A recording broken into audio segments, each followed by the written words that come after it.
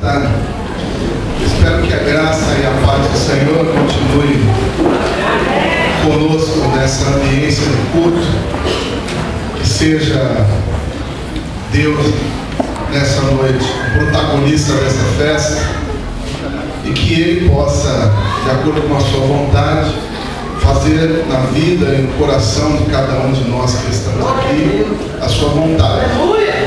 Sempre que nós nos reunimos num culto como esse, onde o Senhor está presente, abençoando vidas, Ele sempre tem uma palavra especial para cada pessoa.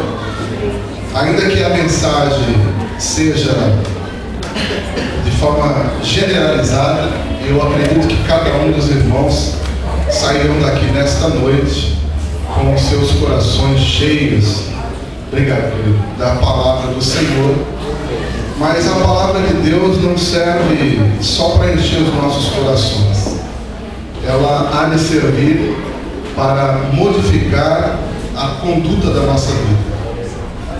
Porque se for só para guardá-la no coração, ainda que o salmista tenha dito: guardei a tua palavra no meu coração para não pecar contra ti, a interpretação do texto diz que essa guarda no coração desemboca na prática.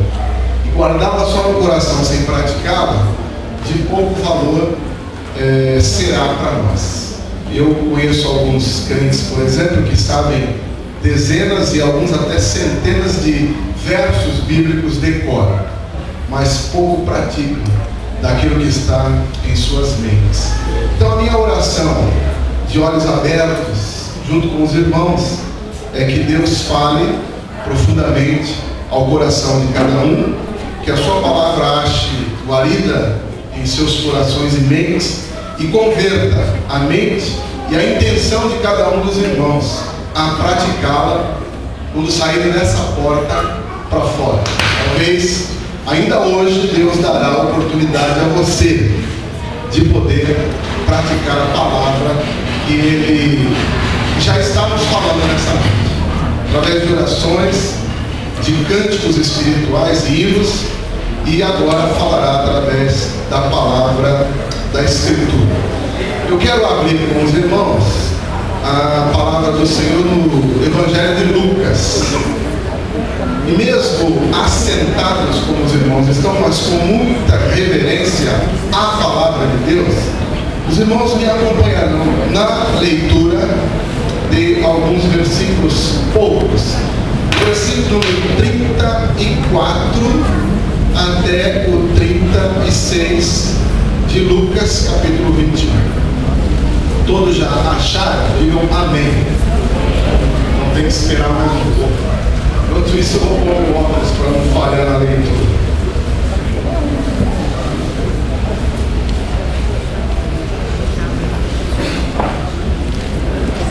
E agora, todos já acharam? Amém. Tem que esperar mais um pouco. Se você estiver sem Bíblia, fica perto de quem tem uma, para poder acompanhar a leitura. Se você tiver uma caneta e quiser ficar com a Bíblia aberta, eu acho que ajudará você enquanto nós vamos trabalhando o texto bíblico, que diz o seguinte, verso 34: acautelai-vos por vós mesmos, para que não aconteça que os vossos corações se sobrecarreguem de glutonaria, de embriaguez, dos cuidados da vida, e aquele dia vos pegue de surpresa como uma armadilha. Vou repetir o final do versículo, que tem a ver com o tema desta noite. E aquele dia, o dia do Senhor, vos pegue de surpresa como uma armadilha. Seguindo o verso 35: pois cairá sobre todos os que habitam na face de toda a terra. Vigiai em todo o tempo e orai, para que sejais havidos de dignos de escapar de todas estas coisas que hão de acontecer e de estar em pé diante do Filho do Homem. De estar em pé diante do Filho do Homem. o tema já foi enunciado, mas de uma forma sintetizada podemos dizer que o texto nos ensina ou nos exorta a estarmos preparados para a volta de Cristo. O texto bíblico nos exorta a estarmos preparados para a volta de Cristo. Quantos de nós nesta noite nos achamos preparados para a volta de Cristo? Quantos de nós pensamos que se já temos ao Senhor no coração e na vida, já temos a garantia que neste dia que Ele voltar, nos encontrará em pé? Quantos de nós nessa noite? Se há alguém aqui nesta noite que ainda não teve essa experiência de entregar-se a Jesus, eu quero dizer a você, meu querido amigo, hoje é o dia de você entregar a sua vida a Jesus, para que quando Ele voltar, não pegue você caído, mas encontre você em pé. Porque segundo o texto bíblico, todos precisarão estar em pé. E quando Ele voltar, todos haverão de estar diante dele.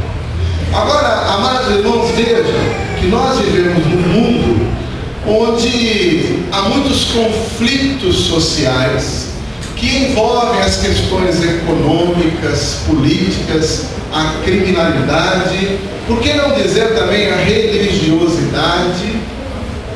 Nós vivemos num mundo que não é nosso, mas acabamos por ser influenciados por este mundo.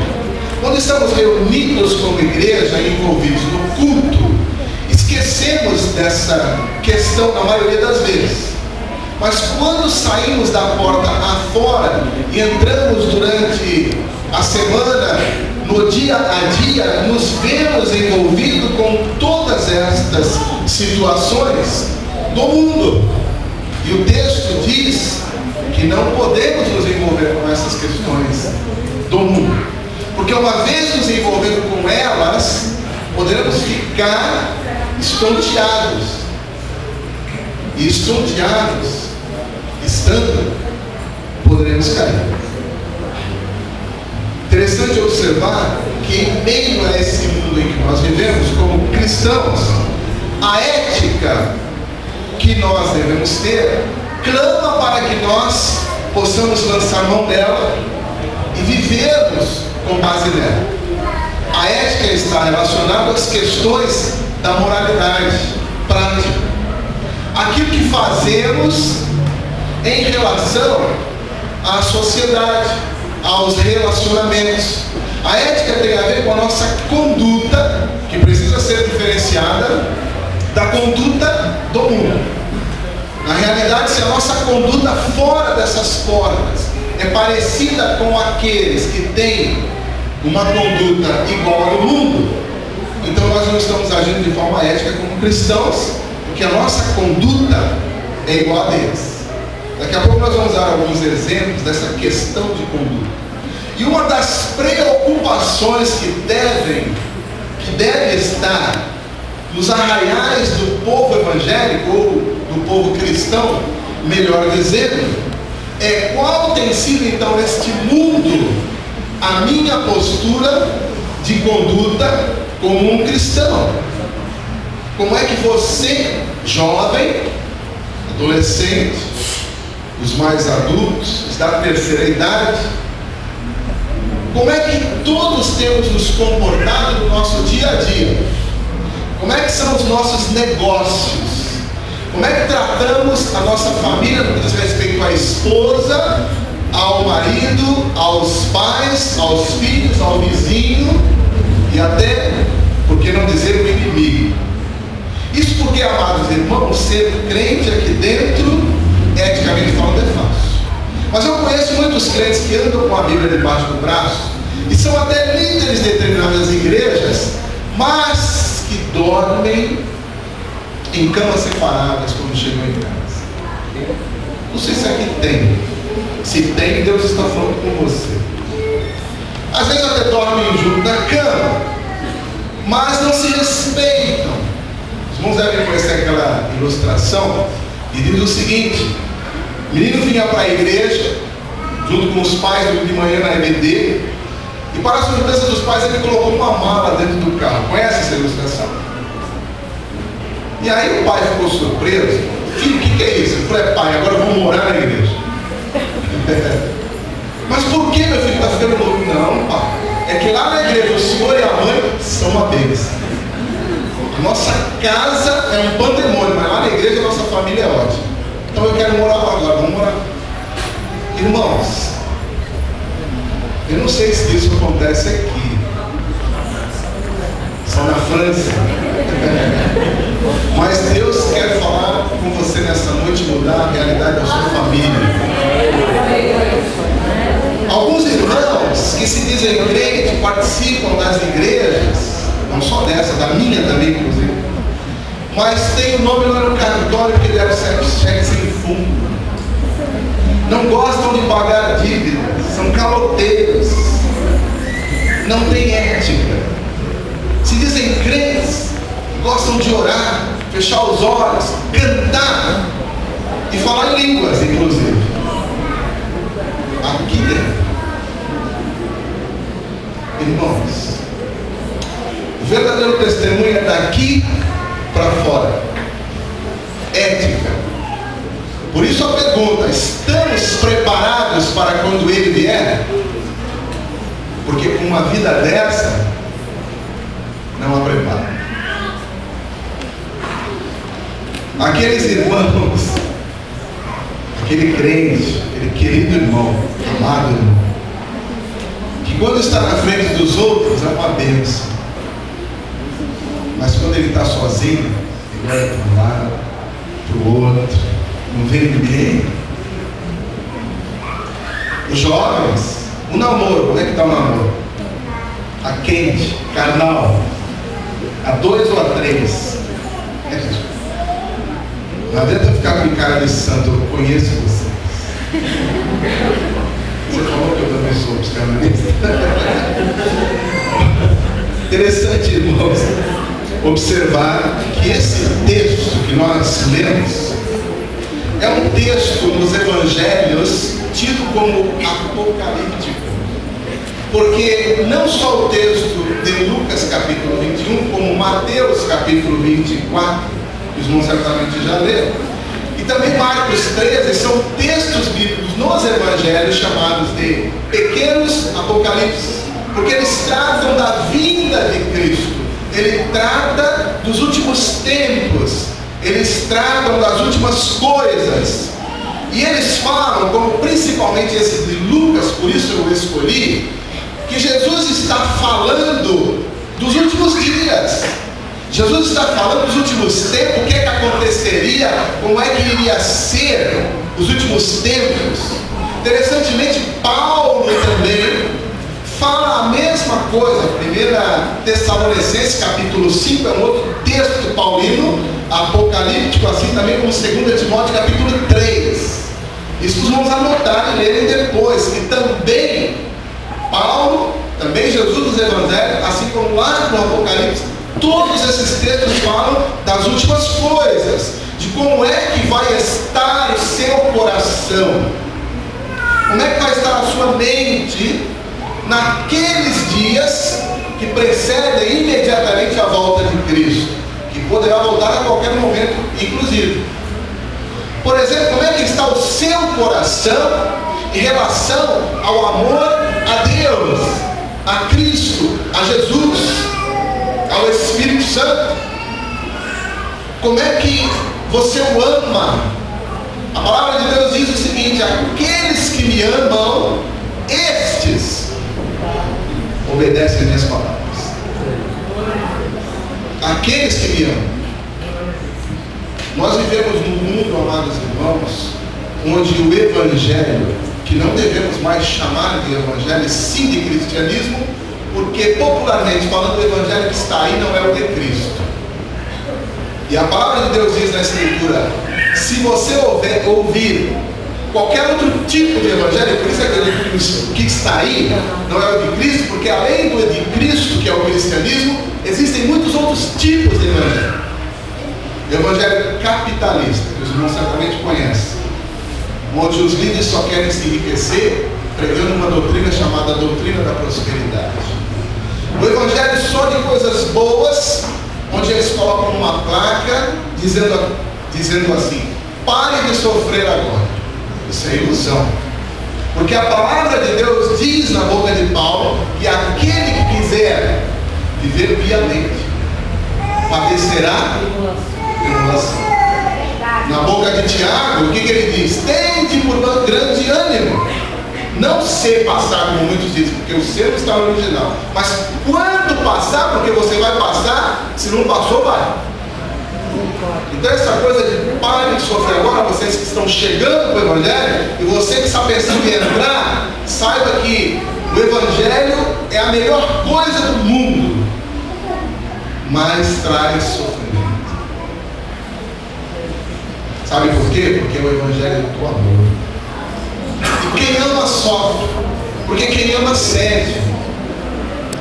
Portanto, você que é marido está aqui nesta noite, tem que ceder algumas vezes aquilo que você acha que é capricho da esposa. E até é, às vezes, elas têm estreia. E você, esposa querida, precisa também ser submissa ao marido. De modo que o círculo vai ser vicioso. Quanto mais o marido ama, mais a esposa é submissa. Quanto mais ela é submissa, mais o marido ama. Quanto mais você cria o seu filho na disciplina do Senhor, mais ele te obedece. Quanto mais ele te obedece, mais você o cria na disciplina do Senhor. A palavra de Deus nos ensina essas coisas. E quando Cristo voltar, ele tem que colocar a sua vida prática dessa forma.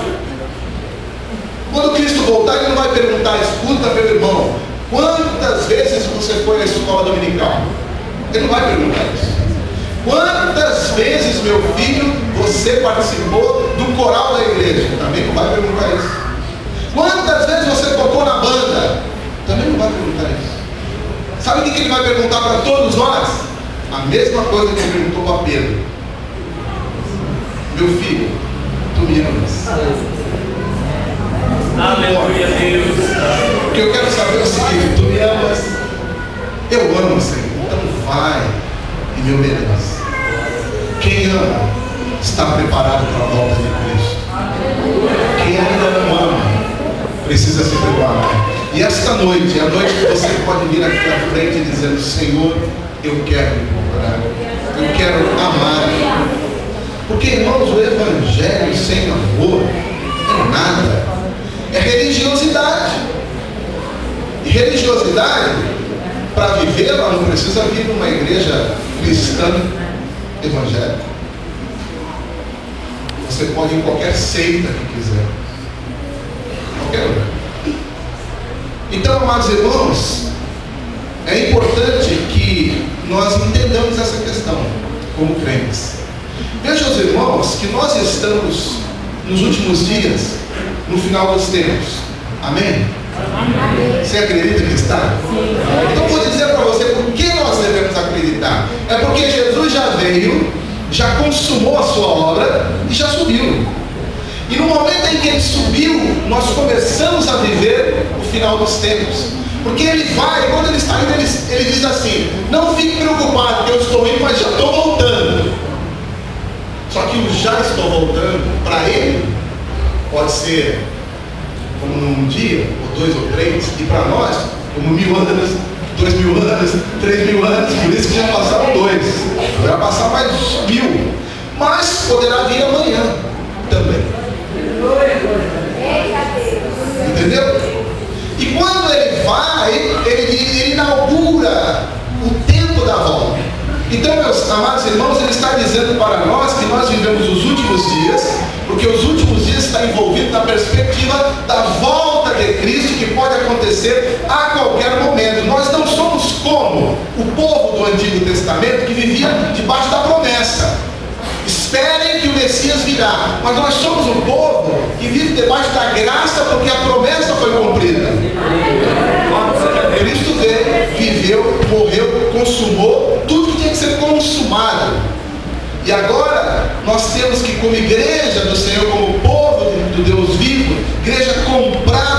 sangue de Cristo, realizar a obra que Ele confiou a nós, que é a obra da evangelização, a obra da comunhão, a obra da adoração em amor. Porque o Evangelho de Deus é o poder para a salvação de todo aquele que crê, segundo Romanos 1,16. E aí então Ele volta, e volta para nos buscar.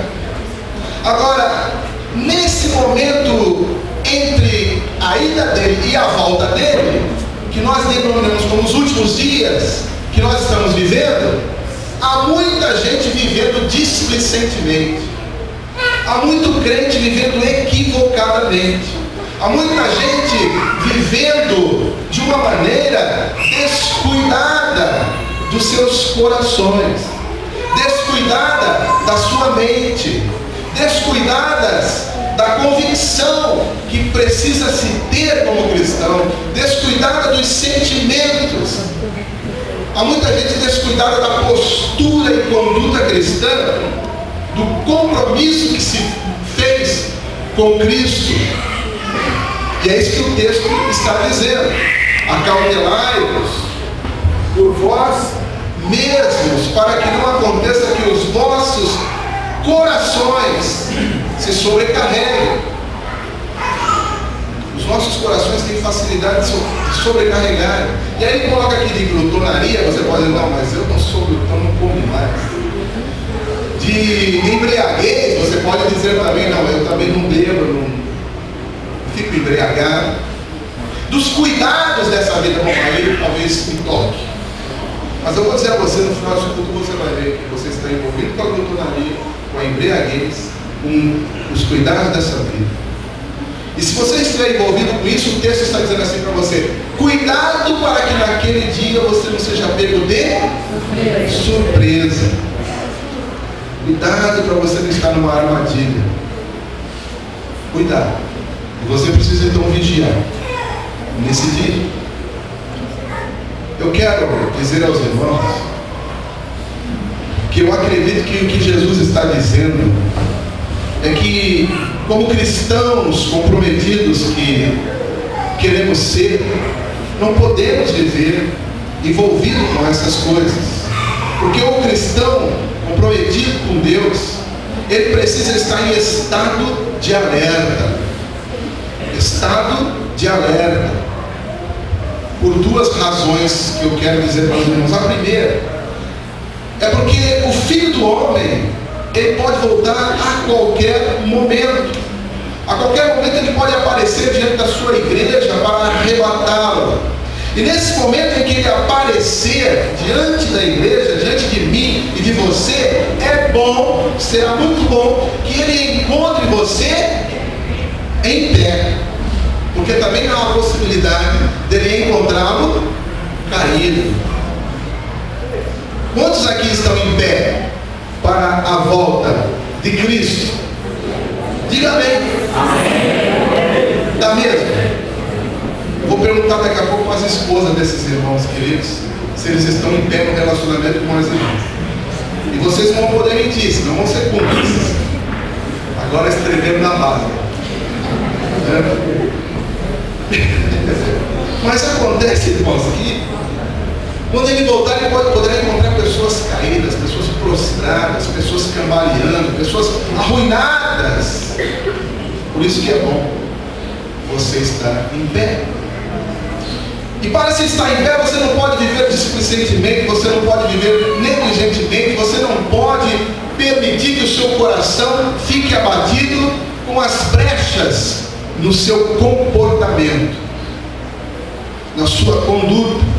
Você não pode ficar inquieto na sua mente, nos seus pensamentos e nos seus sentimentos, porque Jesus pode vir a qualquer momento, e é bom que ele não encontre você assim. A segunda razão é porque, se você viver de maneira displicente e negligente, você vai certamente adoecer espiritualmente, às vezes até fisicamente também, mas o nosso contexto aqui é essencialmente espiritual. E se você estiver com o seu coração sobrecarregado, ou seja, o coração, por exemplo, oprimido, por enfrentar as pressões constantes da nada, você vai acabar cedendo às pressões. O coração fica doente, e coração doente faz a gente ficar fraco. Gente fraca cai. E aí Jesus vem no momento que você está fraco e caído, aí você não sobe. Lembra daquele texto que diz assim: quando ele vier, vão estar dois no campo e os dois irão. É assim não. Um vai, se tiver dois na cama. Esse texto da Bíblia é um dos que eu ainda não entendi. Confesso aos irmãos, estou estudando ainda para entender. Esse também entendo. Um dia lá na escola dominical da minha igreja, o irmão já levantou e falou assim: pastor, a porcentagem que deverá ir para o céu é mais ou menos 50% dos crentes. Eu falei, mas que coisa interessante, como é que eu vou descobrir isso? Não, é porque a Bíblia diz que se tiver dois, um vai, outro fica. Então 50% vai, 50% fica. Aí eu falei para ele: irmão, acho que a gente precisa estudar mais esse texto, porque o irmão acha mesmo que o irmão vai e a sua esposa vai ficar. Aí calou os olhos e falou: é mesmo, a gente vai pensar melhor. Porque isso equivale a dizer que 50% dessa igreja vai e 50% vai ficar. Imaginaram, os irmãos, já com a sua esposa ficando? Complicadíssimo, né? O sujeito acorda de manhã, põe a mão do lado, pô, cadê ela? Foi fazer um café, não foi nada, está no céu. Então, amados irmãos, precisam estar de pé, todos. Entendeu? Jesus que isso volta, o seu nome está no Serasa. E aí, como é que vai ser? Sabe que quem tem nome assim vai, tá vendo, filho? Está caído, deitado, sério. Deu um cheque predatado aí, os camaradas, tem gente que faz assim: dá um cheque predatado e fala: em nome de Jesus eu vou arrumar o dinheiro. Você já fez isso, fala a verdade. Meu irmão, eu vou te falar uma coisa agora que talvez você não ouviu ainda. Jesus não tem nada a ver com o seu cheque predatado. Cuidado, não coloque Jesus onde ele não está, que nem quer entrar. Ele não tem nada a ver com isso. Mas tem crente que acha que e blasfema dizendo: em nome de Jesus eu vou conseguir. Isso é blasfema. Sabe quando você pega uma bola, uma moçada que joga futebol? Aí você senta na bola. E quando você está sentado na bola, ela fica como? Oval, né? É mais ou menos isso que Jesus está dizendo. Olha, cuidado para quando eu voltar, você não estar ovalizado. Pega um ovo, põe na mão. Não é redondo, é oval. E é deformado em relação à circunferência, é deformado. Jesus está dizendo: não seja como um ovo, não fique com a vida deformada, fique com a vida ajustada. Mas, irmãos, as pressões do mundo ovalizam a nossa vida. Eu não sei se essa palavra é correta, se tiver algum professor de português me ajuda. Ovaliza, deve ser. Se não for, eu estou fazendo aqui um neologismo e criando uma palavra. Está entendendo, irmãos? Estão entendendo? Então a vida não pode ficar deformada. E Paulo nos fala em Romanos capítulo 12 exatamente isso. Vamos dar uma olhadinha lá, Romanos 12. Os irmãos certamente conhecem o texto, mas vamos dar uma lida, porque ele diz assim no capítulo 12: rogo-vos, pois, irmãos, pela compaixão de Deus, que apresentei os vossos corpos em sacrifício vivo, santo e agradável a Deus, que é o vosso culto racional, e não vos conformeis com este mundo, não tomem a forma do mundo, não fiquem deformados por conta das coisas do mundo, mas transformai-vos pela renovação do vosso entendimento, da vossa mente. É o que Jesus está dizendo. Estejam com a mente em dia. Aquilo que você pensa, o que você raciocina, tudo que está dentro de você. Como é que você vê essas coisas? Como é que você faz? Quantas coisas erradas de caso pensado nós fazemos muitas vezes, prejudicando aquele que é nosso irmão, qual deveríamos amar. Quantas coisas de caso pensado em relação à família, à igreja, vida deformada, vida displicente, vida negligente. E aí, irmãos, nós queremos que no momento do culto, na ambiência do culto, que é extremamente agradável, porque Deus está presente, essas coisas passem em branco. Mas eu quero dizer ao irmão que não basta. Você pode viver enganado a vida inteira como crente, 20, 30 anos, mas não paz. Por isso que naquele dia muitos me dirão: Senhor, Senhor, eu expulsei demônio no teu nome, falei línguas, preguei, cantei, era o regente do coral, o pregador, o diácono, o obreiro.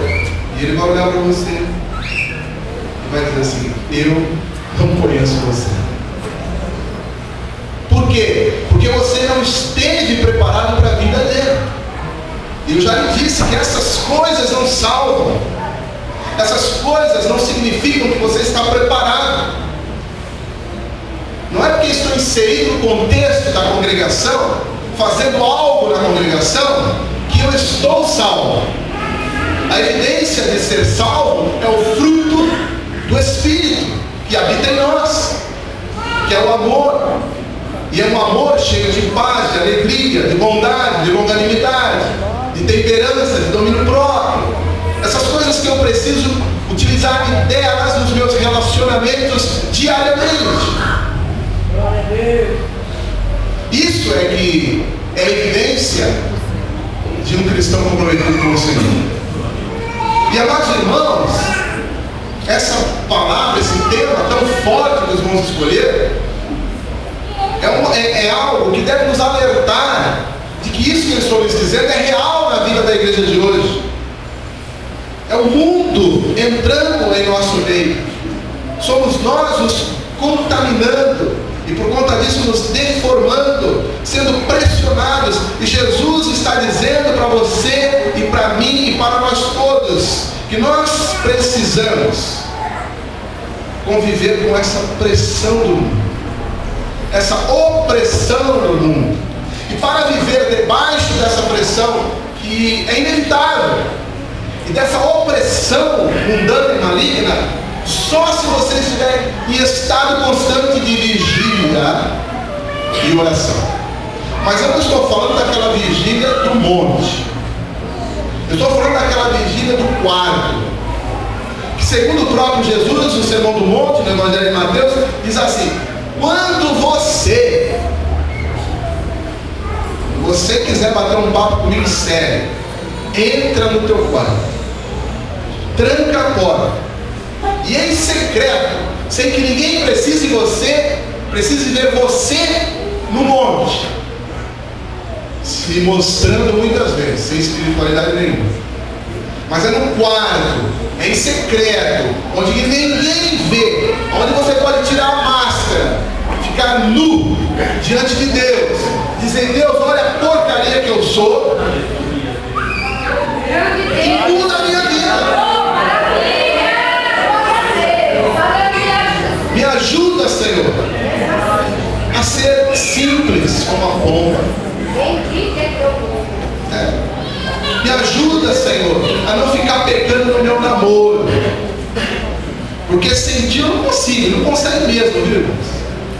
Bom, vocês já foram jovens também, sabem disso. Me ajuda, Senhor, a não precisar olhar para a mulher do outro, porque tem, inclusive aqui. Me ajuda, Senhor, a ser submissa, porque eu sou uma mulher muito controladora. Na minha casa eu que quero mandar. E isso, irmãs queridas, é pecado. Viu? E o seu marido, se for um banana, que tem deve ter também, vai deixando. E a gente vai vivendo assim, sabe por quê? Porque você fica ouvindo. Os jovens veem a malhação, né? Que horas que é a malhação? Sim, alguém já falou, já se cagou. 5h30. Percebeu, irmão? Tem irmãs aí que estão se forçando no banco, sabia? Ó, como é que o irmão está com a sua esposa aqui também? Você falou que é por causa da novela, não sei como é que eles estão. Porque a novela está boa, né? E aí você vai olhando que legal, que bacana, que gostoso. Imagine que vocês não vão fazer igual. E aí depois vem o culto. O irmão, pode ser. Tem uns que falam tão rápido, você não pode. Quem foi, irmão? Pode ser. Pô, irmão, tudo bem? Como é que vai? Paz do Senhor. Como é que foi sua semana? Não dá tempo. Tem que ser tudo rápido. Pode ser. Entendeu o que eu falei? Língua estranha. Vou traduzir agora, porque tem que traduzir, senão não vai. Eu falei, Pai do Senhor. Entendeu? Então é assim, irmãos, que as coisas são. E a gente vai brincando com o Evangelho do Senhor Jesus. Sabe, se você quiser ler em Filipenses capítulo 2, aliás, pedi para um dos colegas pastores abrir a Bíblia e ler, Filipenses 2,5. Filipenses 2,5, presta atenção que um dos colegas vai ler para nós, bem alto. Esse texto está dizendo para nós que é um texto paralelo. O texto de Lucas diz, olha, a mente, o pensamento, e aí vai, Paulo diz assim, o pensamento tem que ser o pensamento de Cristo. Alguém já leu? Vamos aqui, vai ler bem alto. Obrigado, irmão, agora vai ler aqui bem alto com o nome. Tende em vós o mesmo sentimento que houve também em Cristo Jesus. Muito obrigado. É o mesmo sentimento. Percebe?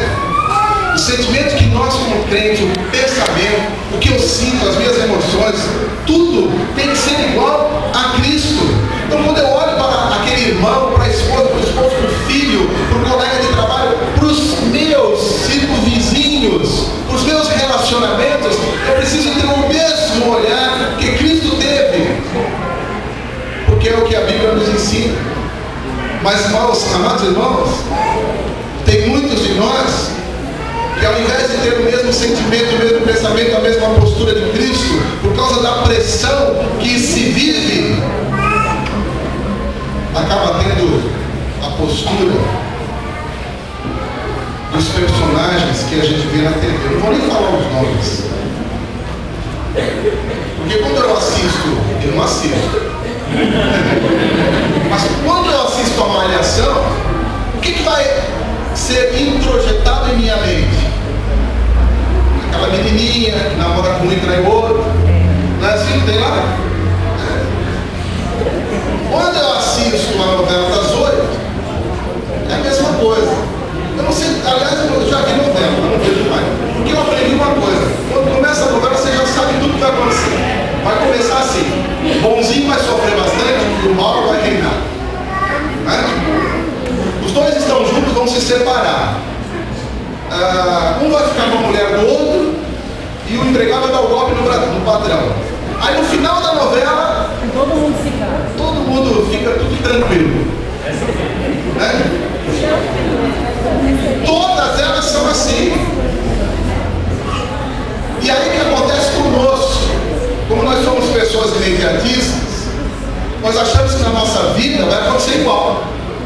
E aí, ao invés de crer na promessa de Deus, na palavra de Deus, a gente começa a acreditar na pressão que a novela faz sobre nós. É a pressão de que vai dar tudo certo, você tem direitos, essa coisa. Não tem problema agir da forma que se está agindo. Então, para ir para o caminho para o final, porque o irmão falou que eu tinha uma hora, né? Falta 20 minutos. 20 minutos? Então não dá tempo. Então, meu irmão, eu quero falar de algumas pressões que nós sentimos para caminhar para o final. As pressões que a vida impõe sobre nós. A pressão, essa pega mais com os homens, conosco. A pressão do dinheiro. O dinheiro que queremos e não temos. E o dinheiro que nem sabemos se vamos ter. Então é uma pressão muito grande. Por quê? Porque eu vejo que o outro tem e eu tenho que ter também. E assim vai. Então eu vejo na TV que me anunciam uma televisão que eu não tenho ainda. Então eu vou em determinado lugar e faço um carnê e compro aquilo que eu não preciso, porque é algo contemporâneo, para não falar do carro. E agora as financeiras estão armando, veja como está escrito aqui: cuidado com as armadilhas. E as financeiras estão armando algumas arapucas de 60, de 72 e até de 80 parcelas. Aí o sujeito vai e compra sem entrada e anda 2, 3 meses. e mostra para todo mundo que não está nem aí para ele. Eu não sei se alguém aqui fez isso, mas me perdoe, o sujeito que faz isso. A expressão melhor é assim, ele não tem sabedoria. E a expressão pior é assim, ele é um idiota. Me perdoe. Porque depois ele suja o nome e entrega o carro.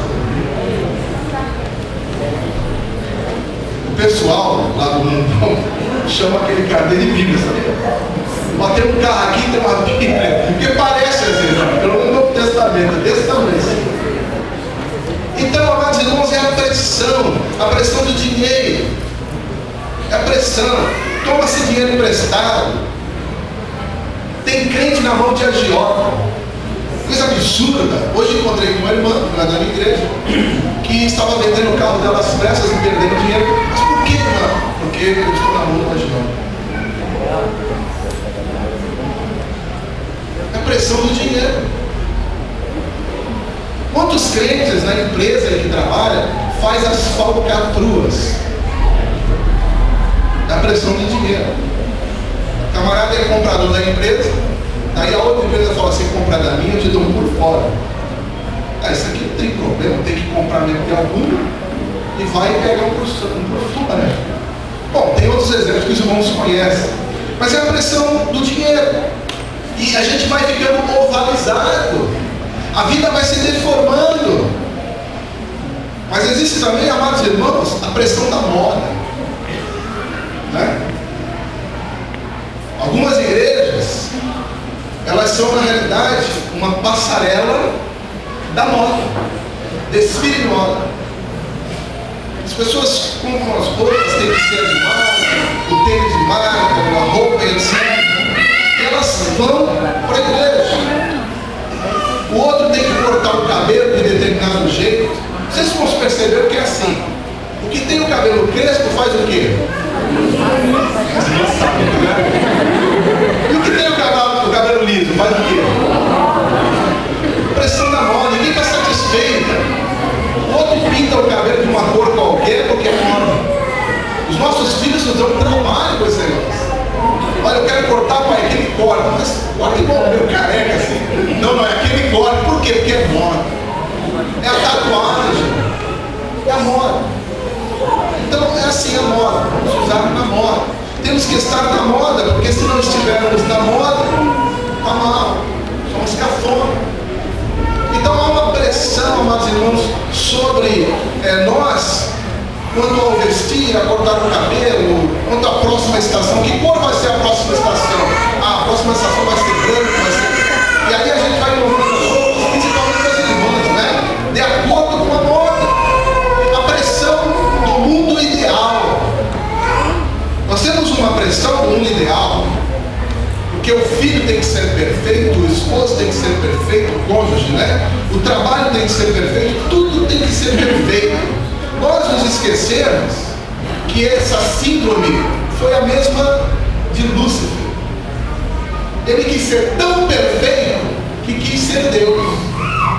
E aí entrou pelo campo. E se você quiser ser tão perfeito também, não tenha dúvida que você vai entrar pelo campo. Porque, irmãos, nós não temos condições de viver de forma absoluta como perfeito em relação a nós mesmos, porque perfeito só um, que é Deus. E se nós quisermos viver de forma perfeita entre nós vamos enlouquecer. Então o indivíduo faz campanha de oração para o marido ser perfeito. Ele nunca vai ser, irmão. Tira o cavalo da chuva. Por quê? Porque seres humanos são imperfeitos. O que Paulo diz é o seguinte: que nós estamos buscando a perfeição, perfeitos em Cristo, e na vida prática buscando a perfeição. Então eu diria o seguinte: que nós somos perfeitamente imperfeitos, ou nós somos imperfeitamente perfeitos. A melhor definição bíblica que eu encontrei através de Paulo em Filipenses.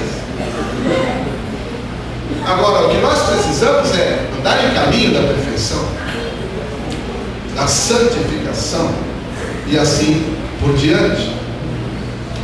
Interessante observar, irmãos, que por querer ter tudo perfeito, muitas vezes, nós deixamos Deus, que é perfeito, de lado, porque nós queremos ser o Deus da nossa própria vida, buscando essa perfeição.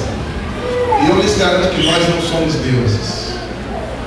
Nós vamos conviver todos os dias com pessoas imperfeitas, mas devemos, tanto nós como mostrar para elas que há a possibilidade de viver um caminho da busca da perfeição.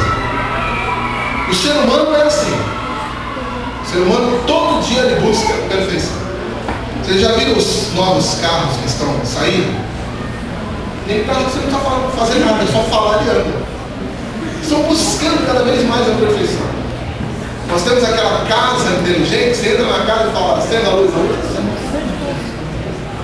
Nós tivemos há pouco tempo a questão da clonagem. Vamos fazer clonagem porque nós queremos um ser humano perfeito. Aí não deu muito certo a clonagem, agora estamos na época das células tronco. Porque nós estamos buscando ser igual a Deus. Outra questão interessante é a opressão das possibilidades. Vivemos no mundo das possibilidades. Tudo é possível. Nesse contexto não há o que crer, né? São tantas coisas em nossa volta, as quais podemos pegar, acessar. Hoje você entra na internet, tudo que você quiser saber está lá. Você pode sair, você tem tanto lugar para ir, tanta coisa para fazer, tanta gente para visitar, tanta gente para conhecer, para todos os gostos, tem tudo hoje, tem disque tudo. Então nós vivemos nesse mundo em que tudo está sendo oferecido para nós.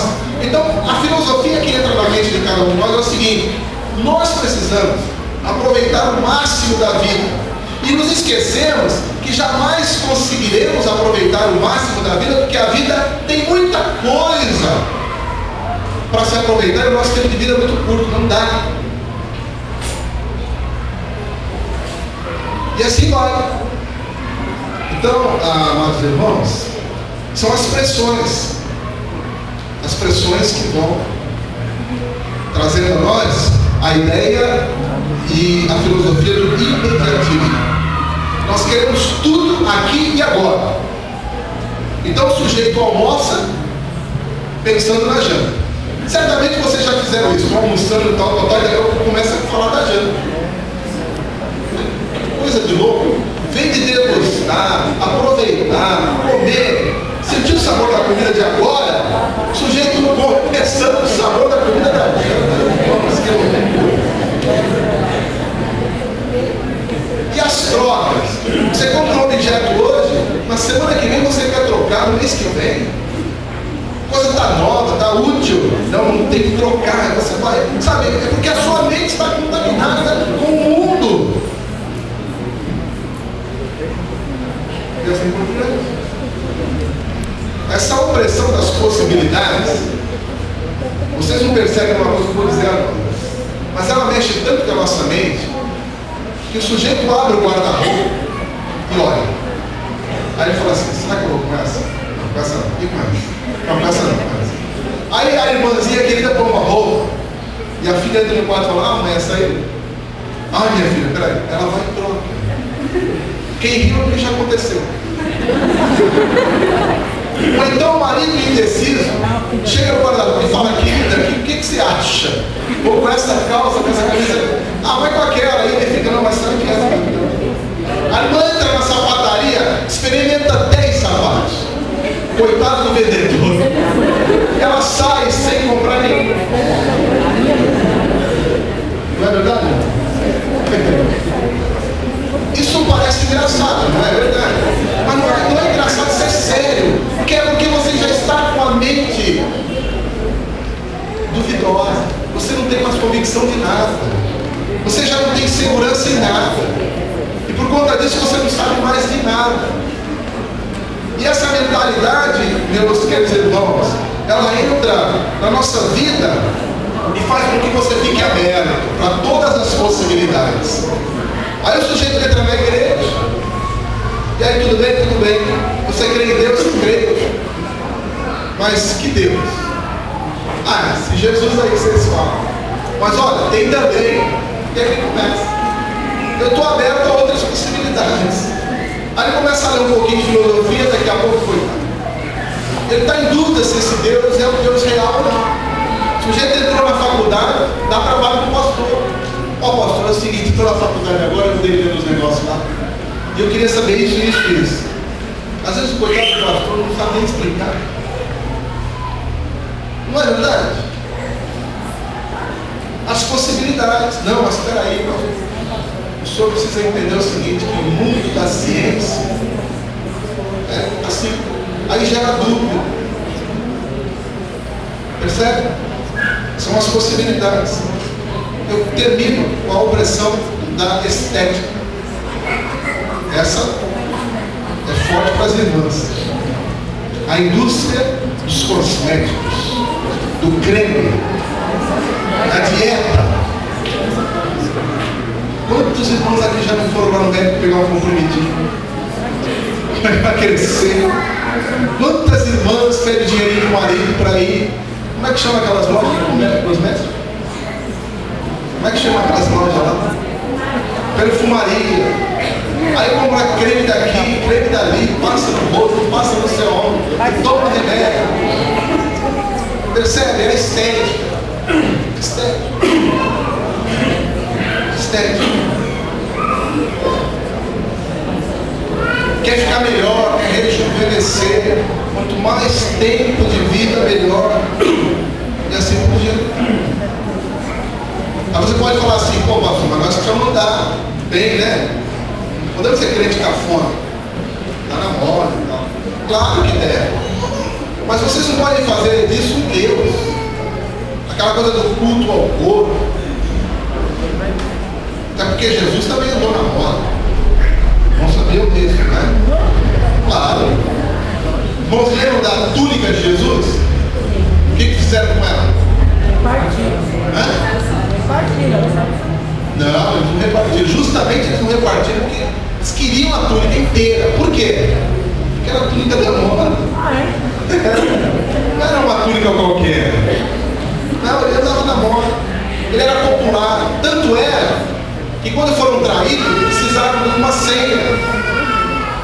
Ele era tão popular, como é que eu vou saber quem ele é? É difícil, ele está no meio do povão, ele está em dia. Então é o seguinte, eu vou fazer o quê? Vou dar um beijo nele, você vai ficar sabendo. É verdade o que eu estou dizendo, não estou brincando, inventando não. Então você pode ser popular, pode andar na moda, mas não pode fazer disso uma deformação. Então, meus irmãos e minhas irmãs queridas, precisamos estar preparados para a volta de Cristo. Mas se nós ficarmos ovalizados, pressionados, deformados com essas questões às quais nós acabamos de falar, nós podemos vir à igreja todos os dias. Mas vida de crente, pouco haverá em nós. Por quê?